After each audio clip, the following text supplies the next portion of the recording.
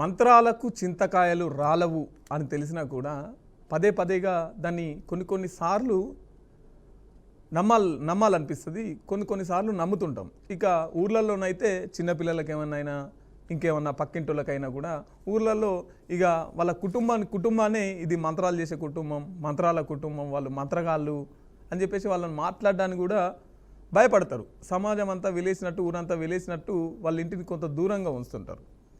ఇది పోలీసులు అప్పుడప్పుడు వచ్చి అవేర్నెస్ ప్రోగ్రాం కల్పిస్తుంటారు, గవర్నమెంట్ వాళ్ళు. తర్వాత చాలామంది వెళ్ళి అవేర్నెస్ ప్రోగ్రాం కల్పిస్తున్నా కూడా ఇంకా కూడా ఈ ఆధునిక ప్రపంచంలో అరచేతిలో వైకుంఠం చూసే సందర్భంలో కూడా 2 ప్రాణాలని మీరు మంత్రాలు చేస్తున్నారని చెప్పేసి కోపంతో చనిపోయినటువంటి పరిస్థితి. నరేష్ గారు, ఇంకా మనం అప్డేట్ అవ్వలేదంటారా, లేదంటే కొంత అదెక్కడో దాని మార్క్ చూపిస్తూ వస్తుందంటారా? మనకు మన పాలకులు, ముఖ్యమంత్రులు, మంత్రులు, ఎమ్మెల్యేలు, అలాగే మన అడ్మినిస్ట్రేటర్స్, ఐఏఎస్లు, ఐపీఎస్లు, ఎంఆర్ఓలు, ఆర్డీఓలు, అలాగే ప్రజా సంఘాలను నడిపించే సామాజిక ఉద్యమకారులు, మనమంతా కలిసి ప్రజలని మూఢనమ్మకాల నుంచి చైతన్యపరచాలి. ఆ బాధ్యతను మనము విస్మరించాము. ఎక్కడో నాస్తిక సంఘము, హేతువాద సంఘము, జన విజ్ఞాన వేదిక, విజ్ఞాన దర్శిని, మానవ వికాస వేదిక, సైంటిఫిక్ స్టూడెంట్స్ ఫెడరేషను, మూఢనమ్మకాల నిర్మూలన సంఘం లాంటివి అక్కడక్కడ పనిచేస్తా ఉన్నాయి. యుద్ధ ప్రాతిపదికన ప్రభుత్వమే మూఢనమ్మకాల నిర్మూలన కోసం ఒక ప్రత్యేక చట్టాన్ని తీసుకురావాలి. కొన్ని చోట్ల మామూలు హత్యలను కూడా మంత్రాలు, తంత్రాలు అనే పేరుతో వాటిని న్యూస్ రాయటం వల్ల మర్డర్ కేసు కాస్త దొమ్మి కేసుగా, మూఢనమ్మకాల కేసుగా మారుస్తారు. గతంలో the drugs and magical remedies objectionable advertisement act ఒకటి ఉండేది. అదంతా పేలవంగా ఉంది. మహారాష్ట్రలో నరేంద్ర దబోల్కర్ గారు ప్రత్యేక చట్టం కోసం పనిచేశాడు. పెద్ద గుండె డాక్టరు. ఆయన్ని కూడా మతవాదులు చంపేశారు. ఇతను విజ్ఞానాన్ని ప్రచారం చేస్తున్నాడు, మూఢనమ్మకాలు నమ్మొద్దంటున్నాడు. మా మత గ్రంథాలలో మూఢనమ్మకాలను పెంచి పోషిస్తూ ఉంటాము. మూఢనమ్మకాలు వదిలిపెడితే రేపు మతాన్ని, దైవాన్ని కూడా వదిలిపెడతారనేటువంటి భయానికి చాలా మంది గురయ్యారు. కాబట్టి ప్రజలకు చైతన్యపరచాల్సినటువంటి పోలీసు శాఖ, వైద్య ఆరోగ్య శాఖ, విద్యా వ్యవస్థ, ఈ మూడిటి సమన్వయంతో విశేషంగా కృషి చేయాలి. మేము ఇదే పాతపట్నానికి నేను 2009లో వెళ్ళాను, 2010లో వెళ్ళాను. మీరు ఇప్పుడు జరిగిన సంఘటనకి నేను హైదరాబాద్ నుంచి ఉస్మానియా కూడా పాతపట్నంకి వెళ్ళాను. అక్కడ మహేంద్ర వెళ్ళాను, మధు జూనియర్ కాలేజ్కి వెళ్ళాను. నరేష్ గారు, మనకు ఇన్స్టాగ్రామ్ లో మేము చేతబడి చేస్తాం, క్షుద్ర పూజలు చేస్తాం, వశీకరణ చేస్తామని చెప్పేసి చాలా బ్యాచ్ వాళ్ళు స్టేటస్లు పెట్టుకోవడం, వాళ్ళు పోస్టులు చేసుకోవడం జరుగుతుంది. దాంట్లో ఒక నెంబర్ ఉన్నది, మేము చేతబడి చేస్తాం, మరుగుమందు పెడతాం, వశీకరణ చేస్తాం అని చెప్పేసి ఒక నెంబర్ ఇచ్చారు. అతనితో మాట్లాడే ప్రయత్నం చేద్దాం. చేతబడి మరి నిజంగానే చేస్తాడు. మాట్లాడడానికి ముందు ఒక లాజిక్ చెప్పండి. ఇప్పుడైతే నరేంద్ర మోడీ గారు 3వ ప్రధాని అయ్యారు. 2 సార్లు రాహుల్ గాంధీ గారు ప్రతిపక్షంలోనే ఉండిపోయారు. నిజంగా మంత్రతంత్రాలకి శక్తే ఉన్నట్లయితే హాయిగా రాహుల్ గాంధీ గారు వీరందరి సహకారంతో మోడీ గారిని అంతమొందించవచ్చు కదా. హలో ఒక్కో ఎమ్మెల్యే. నరేష్ గారు, ఒక్క నిమిషం అండి. హలో, వినిపిస్తుందా అండి మా వాయిస్? నా పేరు మధు అండి. మధు. అయితే ఒకరు బాగా మమ్మల్ని ఇబ్బంది పెడుతున్నారు, నరేష్ అని బాగా ఇబ్బంది పెడుతున్నారు. బాగా ఇబ్బంది పడుతున్నారు. ఎప్పటి నుంచి? 1 సంవత్సరం నుంచి బాగా ఇబ్బంది పెడుతున్నాడు మమ్మల్ని. అతనికి చేతబడి చేయాలండి. మీ నెంబర్ చూస్తే ఇన్స్టాగ్రామ్లో చూసి ఎట్లయినా సరే, ఎంత ఖర్చు అయినా సరే అతనికి చేతబడి చేయాలండి.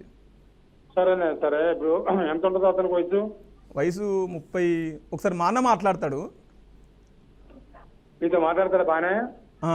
నాతో మాట్లాడతాడు బానే. ఎక్కడి నుంచి స్వామి మీరు మాట్లాడేది?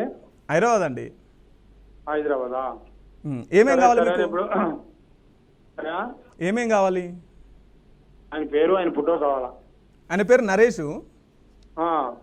ఆయన ఫోటో మీకు వాట్సాప్ చేయమంటారా, లేదంటే గూగుల్లో వాట్సాప్ చేయాలా?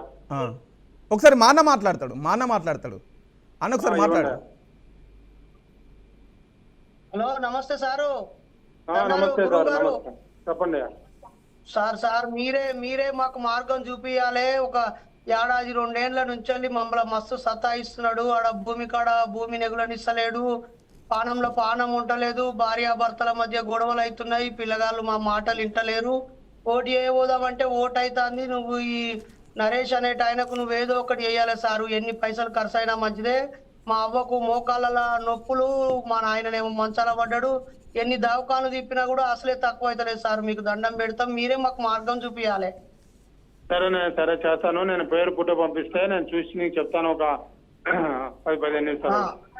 అదే పాత ఫోటో పంపియాలనా, ఈ వారం రోజులలో దిగిన ఫోటోనే పంపియాలనా? స్వామి పాత ఫోటో ఉన్నది మా దగ్గర. ఫోటో.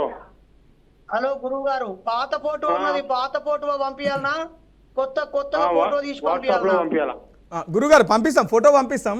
ఎన్ని రోజులల్లా చేతబడి చేస్తారు అతనికి? 2 రోజుల చేతబడి చేయాలనేది నేను చెప్తానయ్యా, చూసినాక చెప్తాను మొత్తం. ఏమైనా ఖర్చు అవుతుందా? పేరు ఫోటో పంపి. ఏమైనా ఖర్చు అవుతుందా? ఖర్చు కాకున్నట్టుంటది. నీకు బాధ పోవాలా, ఇబ్బంది పోవాలా, ఇరుకు పోవాలా, అతను ఉండకూడదు, అతన్ని పడేయాలా, ఎన్నో బాధలు చేయాలా. పడేసుడు అంటే ఎట్లా? పడేసుడు అంటే ఏం చేస్తారు? ఏం చేయమంటావు నువ్వు చెప్పు. ఉండొద్దు అతను. ఎందుకు? సారు వానికి కాళ్ళు చేతులు పడిపోవాలి, వాని గొంతు వాని నోరు పడిపోవాలి. ఫస్ట్ వాని నోరు పడిపోవాలి, వాని కాళ్ళు చేతులు పడిపోవాలి, వాని సంసారం నాశనం కావాలి. వానికి మామిడి తోట ఉన్నది, ఆ మామిడి తోట ఎండిపోవాలి. వానికి 2 బర్రెలు ఉన్నాయి, ఆ బర్రెలు ఆగం కావాలి. ఒక ఆవు ఉన్నది, ఆ ఆవు కూడా ఖతం కావాలి. స్వామి మీకు మా ఎకరం భూమి అమ్మినా మంచిదే, ఎకరం భూమి అమ్మైనా మీకు పెడతాము. అవసరమైతే బంగారు కడియం సూతం చేపిస్తాము. ఇంకొకరు తెలియవద్దు, మా పేరు అయితే ఇవ్వలేదు తెలియవద్దు స్వామి. సరేనే, నీ పేరు కాదు, నీ ఊసు కాదు, నీ చేతికి మట్టండి కూడా చేస్తా. ఎక్కడ ఉంటారు స్వామి మీరు? భద్రాచలం. భద్రాచలంలో ఎక్కడండి? భద్రాచలంలో జగదల్పూర్ బస్తర్ అని 300 కిలోమీటర్లు ఉంటుంది. ఏం పేరు స్వామి మీ పేరు? 300 కిలోమీటర్లు ఉంటుంది. పేటాధిపతి గురువుగారు. అంటే మీరు ఇది నేర్చుకున్నారా? ఎట్లా మీరు ఎవరికైనా చేశారా ఇంతకుముందుకు ఇట్లా? పూర్వీకుల నుంచి వస్తుంది. గురుగారు ఇంతకుముందుకు ఎవరికైనా చేశారా ఇట్లా చేతబడి? వచ్చేస్తుంది, తెచ్చాను. పక్కా జరిగింది కదా? జరిగింది. ఎవరినన్నా ఏమైనా వేసేసారా? ఎంతమందిని వేసేసి ఉంటారు? అట్లా అంటే ఇప్పుడు నీ సమస్య ఉంది కాబట్టి నేను తీసుకుంటున్నాను, లేకపోతే నీకు సమస్య లేకపోతే నేను ఎందుకు చేస్తా? మంచి పని మాత్రమే చేస్తానని పెట్టా. అర్థమైందా? మంచి పని మాత్రమే. ఇప్పుడు నువ్వు ఇబ్బంది పడుతున్నావు, ఇరుకులో ఉండవు, నీ ఇంట్లో నీ కుటుంబంలో బాధలు కష్టాలు ఎక్కువైనాయని చేద్దామంటున్నా, లేకపోతే ఎందుకు చేస్తా అంటా నేను? ఆయనకి నాకు ఏమన్నా కోపమా? అదే కానీ నేనేమంటున్నానంటే మేము నమ్మేతందుకు ఇంతకుముందుకు ఎవరన్నా వేసి రాట్లా, మేము నమ్మేతందుకు ఇంతకుముందు చేశాను. నీకు నమ్మకం ఉంటేనే చేయించుకోను. ఆయన ఎంత ఖర్చు అవుతుంది గురువు గారు? దానికి వచ్చేసి ఖర్చు ఎంత అవుతుంది? దానికి 35,000 అవుతున్నాయా? హలో గురువు గారు, వాళ్ళు చేపడేయాలంటున్నావు కాబట్టి అదే తీసేయాలంటే చాలా గురువు గారు. మరి అతని వెనకాల కూడా అప్పుడప్పుడు పెద్ద పెద్ద సాములు వస్తా ఉంటారు, కర్రంగిలు వేసుకున్న సాములు వస్తా ఉంటారు. ఆయన వెనకాల బాగా మంది ఉంటారు. ఆయన దగ్గరికి పెద్ద పెద్ద పోలీసు వాళ్ళు వీళ్ళు వస్తా అంటారు, మినిస్టర్లు కూడా వస్తా అంటారు, పెద్ద పెద్ద కార్లు వేసుకొని వస్తా అంటారు. మరి మళ్ళా మాకే తిరుగుబడితే మరి మీరే ఉండాలి. బెదిరుకోవాలని అంటారు. అట్లా మీరు బెదిరుకోవాలి, మిమ్మల్ని బెదిరించాలి, మీరు ఏం చేయకుండా ఉండాలి, మీకు అసమర్థలాగా ఉండాలి, మీరు ఏం చేయకూడదు, దాడి అనేది కూడా చేస్తారు. అట్లా స్వామి అంటే చేతబడి అంటే ఎట్లా చేస్తారు స్వామి? కొంచెం చెప్పవా, నాకు తెలుసుకోవాలని ఉంది. ఫస్ట్ ఎట్లా స్టార్ట్ చేస్తారు? చెప్పేది కాదు, చెప్పేది కాదే.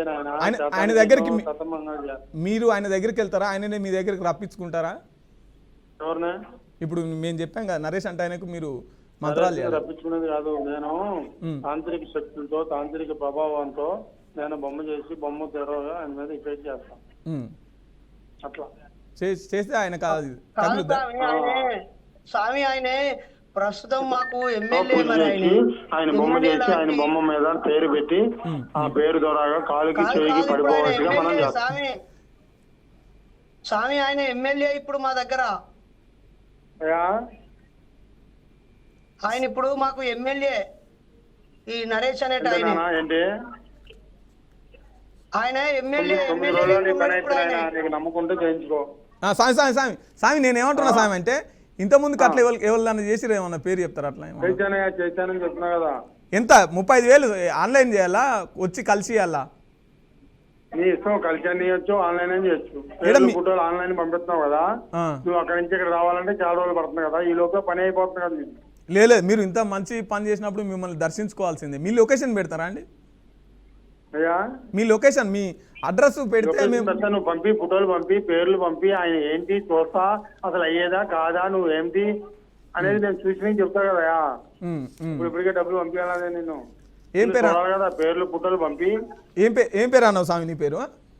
నా పేరు పేటాధిపతినయ్యా నేను. పీఠాధిపతి. ఎక్కడ ఏది అన్న ఆశ్రమం ఉందా మీకు? ఆ? ఏదైనా ఆశ్రమం ఉందా? పీఠాధిపతులు అంటున్నారు కదా, ఏదైనా ఆశ్రమం ఉందా? ఆశ్రమం కాదయ్యా, పెద్ద పెద్ద ఈ స్థానమే ఉంది నాకు. 21 గురువు గారిని పెంచుతా నేను. ఏం పేరు మీ గురుగారి పేరు? నా పేరు పేటాధిపతి నాయన. మీ గురుగారి పేరండి? నా గురువు గారి పేరే పేటాధిపతి కాదు, నేనే పేటాధిపతి అని చెప్తుంటా. అయితే మాది బీఆర్కే న్యూస్ అండి. నా పేరు మధు, జర్నలిస్టు. మనతో పాటు ఉన్నది డాక్టర్ బైరి నరేష్, మూఢనమ్మకాల నిర్మూలన సంఘం. ఉమ్. మనం లైవ్లో ఉన్నామని ఇంతసేపు మాట్లాడినంత లైవ్. మిమ్మల్ని మీరు మాట్లాడేదంతా ప్రజలు విన్నారు. ఆ? మీరు మాట్లాడేదంతా మనం లైవ్లో ఉన్నాను సార్. బీఆర్కే న్యూస్ మాది. మధు నా పేరు, జర్నలిస్టు. ఇంతసేపు మీతో మాట్లాడింది డాక్టర్ బైరి నరేష్, మూఢనమ్మకాలు.